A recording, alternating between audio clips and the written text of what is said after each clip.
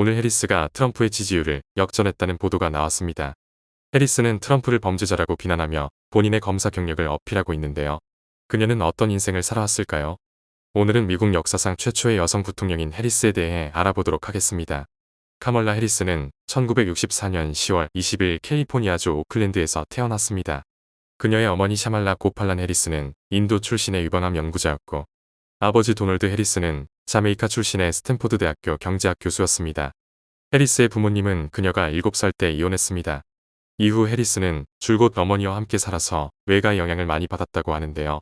외할아버지는 인도 정부의 고위 관리였으며 특권 엘리트층인 브라만 출신이었다고 합니다. 해리스가 특권 계층에서 태어났음에도 해리스의 어머니는 해리스에게 사회정의, 평등의식, 사회적 책임감을 강조했습니다. 1984년 해리스는 워싱턴 DC의 하워드 대학교에서 정치학과 경제학을 전공했습니다. 이후 1989년 캘리포니아 대학교 헤이스팅스 법학대학원에서 법학 학위를 취득하여 변호사가 되었습니다. 이는 법을 통해 사회 변화를 이끌고 싶다는 목표를 실현하기 위한 선택이었습니다. 1990년 해리스는 샌프란시스코에서 지방검사로 법조인 경력을 시작했습니다.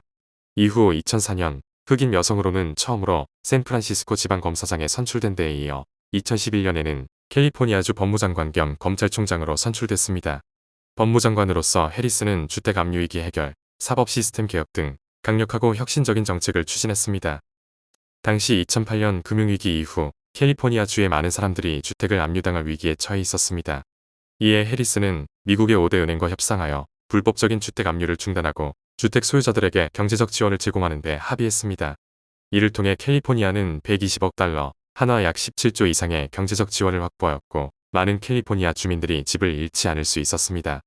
해리스는 재선을 거쳐 6년간 주 법무장관을 역임한 뒤 2017년에는 캘리포니아주를 대표하는 연방 상원의원에 도전해 선출되면서 중앙정치 무대에 진출했습니다. 해리스는 첫 여성 유색인종 상원의원이었으며 이는 그녀의 능력과 비전을 인정받은 결과였습니다.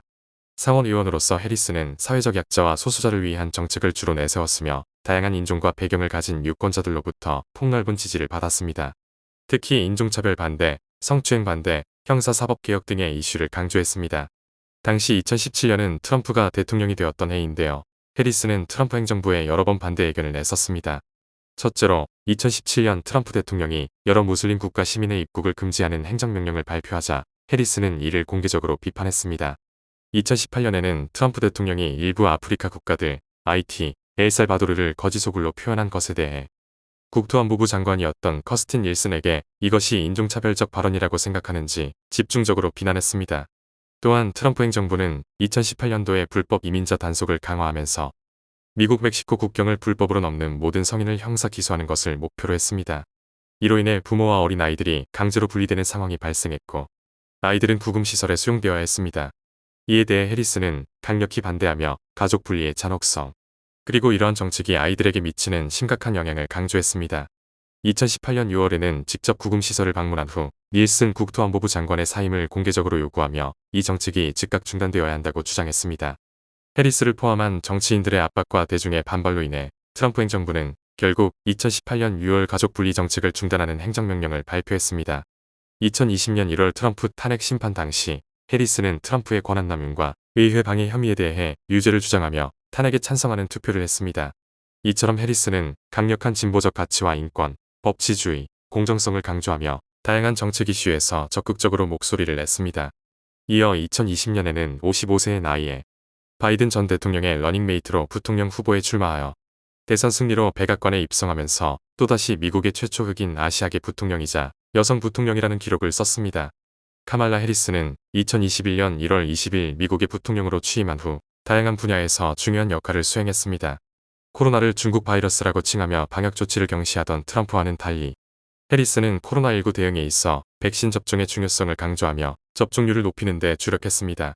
또한 코로나19로 인한 경제 회복을 위해 1조 9천 달러 규모의 아메리칸 레스큐 플랜 법안 통과를 위해 노력했습니다. 외교적으로는 중미 국가들과의 외교 관계를 강화하여 이민 문제에 대한 협력을 강화하고 이민자 보호와 합법적인 이민 경로 마련을 조성하였습니다.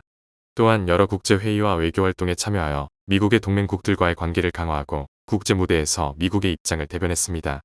이외에도 경찰과 형사사법 시스템의 전반적인 개혁을 지지하고 여성 및 소수자의 권리를 보호하는 법안을 지지했습니다. 7월 20일 여론조사에 의하면 트럼프는 51%, 해리스는 48%로 트럼프가 3% 앞서고 있었습니다. 그러나 7월 24일 오늘 한 여론조사에서는 해리스가 트럼프에게 2%포인트 이기고 있는 것으로 나타났습니다. 도널드 트럼프와 카말라 해리스는 다양한 정책 분야에서 상반된 입장을 취하고 있는데요. 트럼프는 보다 보수적이고 규제 완화를 지지하는 반면 해리스는 진보적이고 규제 강화를 통한 사회적 보호를 강조합니다. 과연 이번 대선의 승자는 누가 될까요?